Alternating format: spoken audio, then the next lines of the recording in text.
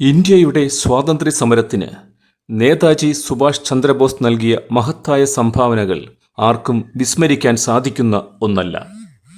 അദ്ദേഹത്തിൻ്റെ ധീരതയും നേതൃത്വവും കാഴ്ചപ്പാടുകളും നേതാജിയെ രാജ്യസ്നേഹത്തിൻ്റെയും ത്യാഗത്തിൻ്റെയും പ്രതീകമാക്കി മാറ്റിയിരിക്കുന്നു.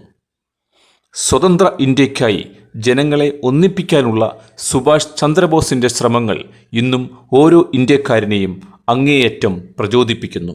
ബ്രിട്ടീഷ് സർക്കാരിൻ്റെ കുത്തഴിഞ്ഞ ഭരണ സംവിധാനങ്ങൾക്കെതിരെ ശബ്ദമുയർത്തുകയും അവർ നിർമ്മിച്ച കരാറുകൾ പിച്ചിച്ചീന്തി അതിനു മുകളിൽ സ്വന്തം നാടിൻ്റെ കൊടിനാട്ടുകയുമായിരുന്നു നേതാജി ചെയ്തത്. നേതാജിയുടെ ധീരതയെ ആദരിക്കുന്നതിനായി അദ്ദേഹത്തിൻ്റെ ജന്മദിനമായ ജനുവരി 23 പരാക്രം ദിനമായി ഭാരതം ആഘോഷിക്കുന്നു. 1897 ജനുവരി 23 ഒറീസയിലെ കട്ടക്കിലാണ് സുഭാഷ് ചന്ദ്രബോസ് ജനിച്ചത്. അദ്ദേഹത്തിൻ്റെ പിതാവ് ജാനകിനാഥ് ബോസ് ഒരു പ്രശസ്ത അഭിഭാഷകനും അമ്മ പ്രഭാവതി ദേവി ഭക്തിയും മതവിശ്വാസവുമായി നടന്നിരുന്ന ഒരു സാധാരണ സ്ത്രീയുമായിരുന്നു. 14 മക്കളിൽ 9ാമത്തെ കുട്ടിയും 6ാമത്തെ മകനുമായിരുന്നു സുഭാഷ് ചന്ദ്രബോസ്. കുട്ടിക്കാലം മുതൽ തന്നെ മിടുക്കനായ വിദ്യാർത്ഥിയായിരുന്നു സുഭാഷ്. കൽക്കട്ട പ്രവിശ്യയിലെ മെട്രിക്കുലേഷൻ പരീക്ഷയിൽ 1ാമതെത്തിയ അദ്ദേഹം കൽക്കട്ടയിലെ സ്കോട്ടിഷ് ചർച്ചസ് കോളേജിൽ നിന്ന് ഫിലോസഫിയിൽ 1ാം ക്ലാസ്സോടെ ബിരുദവും നേടി. ചെറുപ്പത്തിലെ സ്വാമി വിവേകാനന്ദൻ്റെ ചിന്തയിലും പ്രഭാഷണങ്ങളിലും ശക്തമായി സ്വാധീനിക്കപ്പെട്ട ബോസ് വിദ്യാർത്ഥിയായിരിക്കുമ്പോൾ തന്നെ ദേശസ്നേഹത്തിൻ്റെ ചൂടും വീറും ഉൾക്കൊണ്ടിരുന്നു. എങ്കിലും പിതാവിൻ്റെ നിർബന്ധത്തിനു വഴങ്ങി ഇന്ത്യൻ സിവിൽ സർവീസസ് പരീക്ഷയ്ക്ക് തയ്യാറെടുക്കാനും എഴുതാനും ഇംഗ്ലണ്ടിലേക്ക് പോകാൻ അദ്ദേഹം സമ്മതിച്ചു. മാതാപിതാക്കളുടെ ആഗ്രഹം നിറവേറ്റുന്നതിനായി മാത്രം അദ്ദേഹം 1919 ഇന്ത്യൻ സിവിൽ സർവീസസ് പരീക്ഷയ്ക്ക് ഇംഗ്ലണ്ടിലേക്ക് പോയി. ഇംഗ്ലണ്ടിൽ വെച്ച് 1920 ഇന്ത്യൻ സിവിൽ സർവീസസ് മത്സര പരീക്ഷ എഴുതിയ സുഭാഷ് ചന്ദ്രബോസ് 4ാമനായി വിജയിച്ചു. മത്സര പരീക്ഷയിൽ ഉയർന്ന സ്ഥാനം നേടിയെങ്കിലും അദ്ദേഹം പിന്നീട് ഇന്ത്യയിലേക്ക് തിരികെ എത്തി. രാജ്യത്തിൻ്റെ സ്വാതന്ത്ര്യ സമര പോരാട്ടത്തിൽ തൻ്റെ വിലയേറിയ സാന്നിധ്യം ഉറപ്പിക്കുകയായിരുന്നു സുഭാഷ് ചന്ദ്രബോസ്. ഇന്ത്യയിൽ മടങ്ങിയെത്തിയ സുഭാഷ് ചന്ദ്രബോസ് മഹാത്മാഗാന്ധിയുടെ സ്വാധീനത്തിലാവുകയും ഇന്ത്യൻ നാഷണൽ കോൺഗ്രസിൽ ചേരുകയും ചെയ്തു. ഗാന്ധിജിയുടെ നിർദ്ദേശപ്രകാരം അദ്ദേഹം ദേശബന്ധു ചിത്തരഞ്ജൻ ദാസിൻ്റെ കീഴിൽ പ്രവർത്തിക്കാൻ തുടങ്ങി. ദേശബന്ധുവിനെ പിന്നീട് അദ്ദേഹം തൻ്റെ രാഷ്ട്രീയ ഗുരുവായി സ്വീകരിക്കുകയായിരുന്നു. താമസിയാതെ സുഭാഷ് ചന്ദ്രബോസ് തൻ്റെ അസാധാരണമായ നേതൃപാടവത്തിലൂടെ കോൺഗ്രസിൻ്റെ അധികാര ശ്രേണിയിൽ പടിപടിയായി ഉയർന്നു വരികയും ചെയ്തു. 1928 കോൺഗ്രസ് നിയോഗിച്ച മോത്തിലാൽ നെഹ്റു കമ്മിറ്റി സ്വയംഭരണ പദവിക്ക് അനുകൂലമായി നിലപാടെടുത്തു. എന്നാൽ സുഭാഷ് ചന്ദ്രബോസും ജവഹർലാൽ നെഹ്റുവും അതിനെ എതിർത്തു. ഇന്ത്യക്ക് സമ്പൂർണ്ണ സ്വാതന്ത്ര്യത്തിൽ കുറഞ്ഞതൊന്നും വേണ്ടെന്ന് ഇരുവരും തീരുമാനിച്ചു. ഇൻഡിപെൻഡൻസ് ലീഗിൻ്റെ രൂപീകരണവും ഇതോടൊപ്പം സുഭാഷ് ചന്ദ്രബോസ് പ്രഖ്യാപിച്ചു. 1930 നിയമലംഘന സമരത്തിനിടെ ചന്ദ്രബോസ് ജയിലിലായി. 1 വർഷത്തിനു ശേഷം ശാരീരിക അസ്വാസ്ഥ്യങ്ങളെ തുടർന്ന് സുഭാഷ് ചന്ദ്രബോസ് ജയിലിൽ നിന്നും മോചിതനായെങ്കിലും ബ്രിട്ടീഷുകാർ അദ്ദേഹത്തെ യൂറോപ്പിലേക്ക് നാടുകടത്തി. ഈ ഘട്ടത്തിൽ ഇന്ത്യയും യൂറോപ്പും തമ്മിലുള്ള രാഷ്ട്രീയ ബന്ധങ്ങൾ കൂടുതൽ ഊന്നിയുറപ്പിക്കാൻ ബോസ് പല പ്രസ്ഥാനങ്ങളും രൂപീകരിച്ചു കൊണ്ടിരുന്നു. എങ്കിലും സ്വാതന്ത്ര്യത്തിനായി കത്തിയെരിയുന്ന തൻ്റെ നാട്ടിലേക്ക് മടങ്ങാതിരിക്കാൻ അദ്ദേഹത്തിനായില്ല. തൻ്റെ പ്രവേശന വിലക്ക് ലംഘിച്ച് ഇന്ത്യയിലേക്ക് മടങ്ങിയ അദ്ദേഹത്തെ ബ്രിട്ടീഷ് ഗവൺമെൻറ് 1 വർഷം കൂടി വീണ്ടും ജയിലിലടച്ചു. 1937 അദ്ദേഹം എമിലി ഷെങ്കൽ എന്ന ഓസ്ട്രേലിയൻ വനിതയെ വിവാഹം കഴിച്ചു. ബോസ് പ്രാഥമികമായി തൻ്റെ രാഷ്ട്രീയ പ്രവർത്തനങ്ങളിൽ ശ്രദ്ധ കേന്ദ്രീകരിച്ചിരുന്നതിനാൽ അവരുടെ വിവാഹം വർഷങ്ങളോളം രഹസ്യമായി തുടർന്നു. ദമ്പതികൾക്ക് പിന്നീട് അനിത ബോസ് എന്നൊരു മകളുണ്ടായി. ഓസ്ട്രേലിയയിൽ വളർന്ന അനിത പിന്നീട് ഒരു സാമ്പത്തിക വിദഗ്ധയായി മാറി. 1938 ഹരിപുര കോൺഗ്രസ് സമ്മേളനത്തിൽ നേതാജി കോൺഗ്രസ് പ്രസിഡന്റായി തിരഞ്ഞെടുക്കപ്പെട്ടു. ഗാന്ധിജിയുടെ അഹിംസാത്മക മാർഗങ്ങൾ ലക്ഷ്യവേദിയല്ലെന്ന നേതാജിയുടെ നിലപാട് മൂലം ഗാന്ധിജിയുമായി ഭിന്നതയുണ്ടായി. നേതാജി നൽകിയ ആത്മവിശ്വാസത്തിന്മേൽ കോൺഗ്രസ് ചൊടിയോടെ മുന്നേറിയെങ്കിലും ഗാന്ധിജി ചിന്തിച്ചത് മറ്റൊരു സാധ്യതയിലായിരുന്നു. ഒരു വർഷം കഴിഞ്ഞുള്ള ത്രിപുര സമ്മേളനത്തിൽ നേതാജിയെ പ്രസിഡന്റ് സ്ഥാനത്ത് നിന്ന് നീക്കാനായി ഗാന്ധിജി ആഗ്രഹിച്ചു. പകരം ആ സ്ഥാനത്തേക്ക് ജവഹർലാൽ നെഹ്റുവിനെയോ അബ്ദുൽ കലാം ആസാദിനെയോ ചേർക്കാനായിരുന്നു ഗാന്ധിജിയുടെ ആഗ്രഹം. എന്നാൽ നേതാജിക്കെതിരെ അത്തരമൊരു മത്സരത്തിന് നെഹ്റുവോ അബ്ദുൽ കലാം ആസാദോ തയ്യാറായില്ല. ഒടുവിൽ ഗാന്ധിജിയുടെ പിന്തുണയോടെ തനിക്കെതിരെ മത്സരിച്ച പട്ടാഭി സീതാരാമ അയ്യരെ പരാജയപ്പെടുത്തി നേതാജി വീണ്ടും കോൺഗ്രസ് പ്രസിഡന്റ് സ്ഥാനത്തെത്തി. കോൺഗ്രസിന്റെ പ്രസിഡന്റ് സ്ഥാനത്തെത്തിയെങ്കിലും നെഹ്റുവിൻ്റെയും ഗാന്ധിജിയുടെയും ആദർശങ്ങളോട് യോജിക്കാൻ കഴിയാതിരുന്ന നേതാജി പിന്നീട് ആ സ്ഥാനം രാജിവെച്ച് ഒഴിയുകയായിരുന്നു. രണ്ടാം ലോകമഹായുദ്ധത്തിൽ ഇന്ത്യയെ ഇന്ത്യക്കാർക്ക് തിരിച്ചു നൽകാൻ ബ്രിട്ടീഷ് സർക്കാരിന് 6 മാസം കാലാവധി നൽകുന്ന പ്രമേയത്തിന് നേതൃത്വം വഹിച്ച നേതാജിയോട് പാർട്ടിക്കുള്ളിൽ അഭിപ്രായ വ്യത്യാസമുണ്ടായി. അത്തരം കൈമാറ്റം നടന്നില്ലെങ്കിൽ അത് വലിയ കലാപത്തിന് വഴിതെളിക്കുമെന്ന് മറ്റുള്ളവർ അഭിപ്രായപ്പെട്ടു. അദ്ദേഹത്തിൻ്റെ നിലപാടുകൾ പലതും കർക്കശവും കഠിനവുമാണെന്ന രീതിയിൽ പരക്കെ പ്രചാരണമുണ്ടായി. ഇതിനെ തുടർന്ന് നേതാജി ഫോർവേഡ് ബ്ലോക്ക് എന്ന പേരിൽ ഒരു പുതിയ പ്രസ്ഥാനം രൂപീകരിച്ചു. ഈ പ്രസ്ഥാനത്തിന് പാർട്ടിക്കുള്ളിലെ തീവ്ര ചിന്താഗതിക്കാരായ യുവാക്കൾക്കിടയിൽ വലിയ പ്രചാരമുണ്ടാവുകയും അവർ കൂട്ടത്തോടെ അതിലേക്ക് ആകർഷിക്കപ്പെടുകയും ചെയ്തു. ലോകയുദ്ധത്തിൻ്റെ ആവശ്യങ്ങൾക്ക് ഇന്ത്യൻ വിഭവങ്ങളെയും മനുഷ്യരെയും ഉപയോഗിക്കുന്നതിനെതിരെ സുഭാഷ് ചന്ദ്രബോസ് ശക്തമായി പ്രതികരിച്ചു. ഇതിന് ജനങ്ങൾക്കിടയിൽ വമ്പിച്ച പ്രതികരണം ലഭിക്കുകയും ചെയ്തു. തുടർന്ന് ബ്രിട്ടീഷുകാർ അദ്ദേഹത്തെ കൽക്കട്ടയിൽ വീട്ടുതടങ്കലിലാക്കി.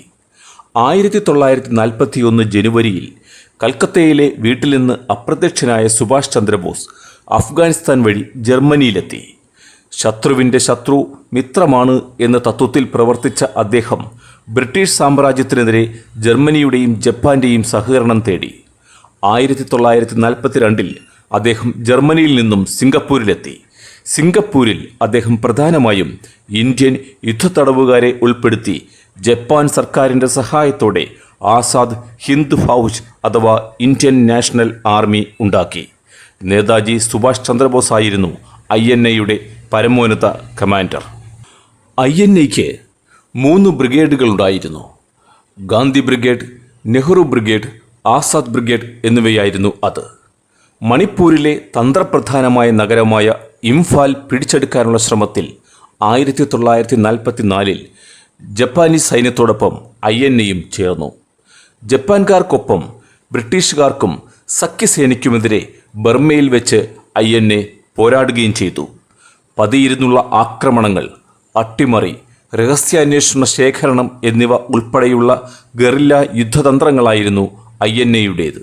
ജപ്പാനായിരുന്നു INA-യെ സാമ്പത്തികമായും സൈനികമായും സഹായിച്ചത്.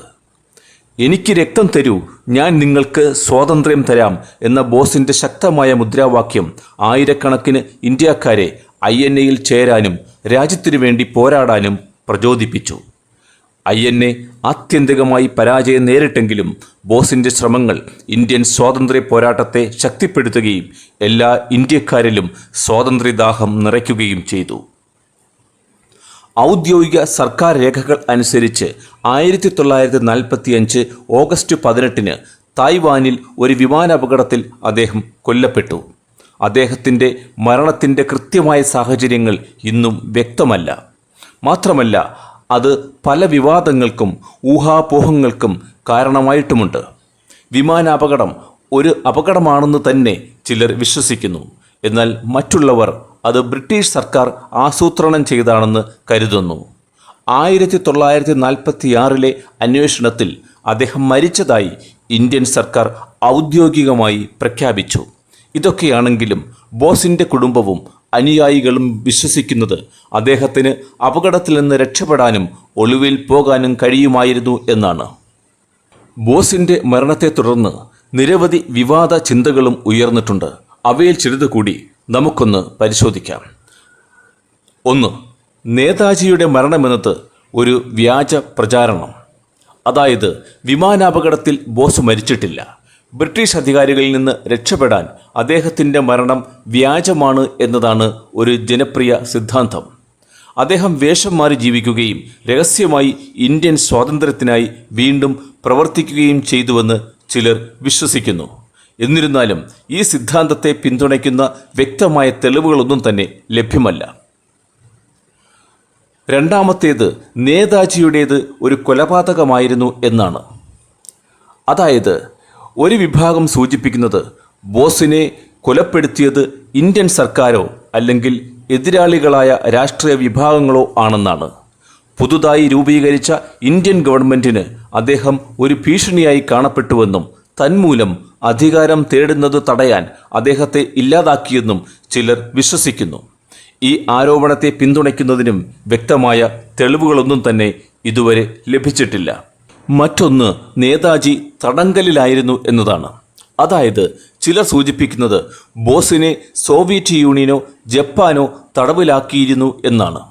അദ്ദേഹത്തെ ഒരു രഹസ്യ ജയിലിൽ പാർപ്പിച്ചിരിക്കുകയായിരുന്നെന്നും ഒരിക്കലും പുറത്തു പോകാൻ അനുവദിച്ചില്ലെന്നും ചിലർ വിശ്വസിച്ചിരുന്നു. എന്നാൽ ഈ ആരോപണങ്ങൾക്കും കൃത്യമായ തെളിവുകളൊന്നും തന്നെയില്ല. മറ്റൊരു സിദ്ധാന്തം നേതാജി ഗുംനാബി ബാബ എന്നറിയപ്പെടുന്ന സന്യാസിയായി വേഷം മാറി ജീവിച്ചു എന്നതാണ്. അതായത് ഇന്ത്യൻ സംസ്ഥാനമായ ഉത്തർപ്രദേശിൽ ജീവിച്ചിരുന്ന ഒരു സന്യാസിയാണ് ഭഗവാൻജി എന്നും ഫൈസാബാദിലെ വിശുദ്ധൻ എന്നും അറിയപ്പെട്ടിരുന്ന ഗുംനാമി ബാബ. ഇദ്ദേഹം കാണാതായ നേതാജി സുഭാഷ് ചന്ദ്രബോസ് ആണെന്ന് അക്കാലത്ത് പരക്കെ വിശ്വസിക്കപ്പെട്ടിരുന്നു. ഒടുവിൽ ദുരൂഹമായ ഈ സന്യാസിയെക്കുറിച്ച് പഠിക്കാനും തിരിച്ചറിയാനും അലഹബാദ് ഹൈക്കോടതിയുടെ ഉത്തരവനുസരിച്ച് 2016 ജസ്റ്റിസ് സഹായിയുടെ നേതൃത്വത്തിൽ ഒരു അന്വേഷണ കമ്മീഷൻ രൂപീകരിച്ചു. 2019 ഡിസംബർ 16 ഉത്തർപ്രദേശ് മുഖ്യമന്ത്രി ഒപ്പുവെച്ച കമ്മീഷന്റെ റിപ്പോർട്ടിൽ ഗുംനാമി ബാബ നേതാജിയുടെ വെറും അനുയായി മാത്രമാണെന്നും അല്ലാതെ നേതാജി അല്ലെന്നും രേഖപ്പെടുത്തി.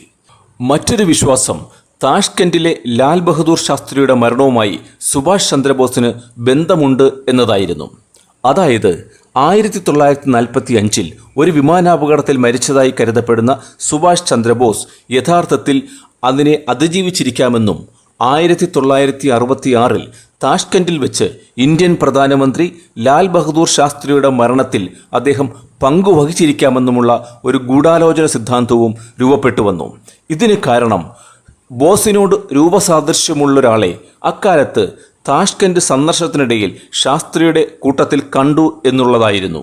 ശാസ്ത്രിയുടെ മരണത്തെക്കുറിച്ചുള്ള ഔദ്യോഗിക സർക്കാർ അന്വേഷണത്തിൽ അദ്ദേഹം ഹൃദയാഘാതം മൂലമാണ് മരിച്ചതെന്നാണ് യഥാർത്ഥത്തിൽ കണ്ടെത്തിയിട്ടുള്ളത്. എന്നാൽ ശാസ്ത്രിയുടെ കുടുംബത്തിലെ ചില അംഗങ്ങൾ മറ്റൊരു കാര്യം അക്കാലത്ത് വിശ്വസിച്ചിരുന്നു.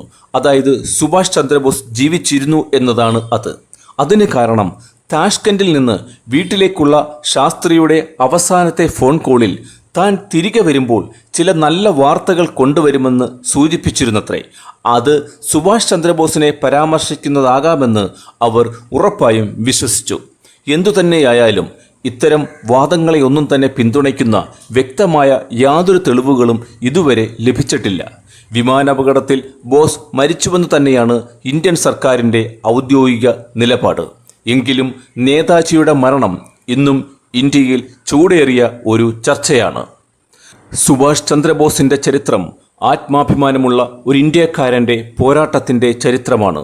സ്വാതന്ത്ര്യം എന്ന വാക്കിനോട് ഇന്നും ഓരോ ഇന്ത്യക്കാരനെയും ചേർത്ത് നിർത്തുന്ന ചരിത്രം. നേതാജി എന്നത് ദേശസ്നേഹത്തിൻ്റെ നേർവാക്കായി ഇനിയും വരും തലമുറകൾ ഏറ്റെടുക്കുക തന്നെ ചെയ്യും. Come on TV. Please subscribe to this channel for more facts and news.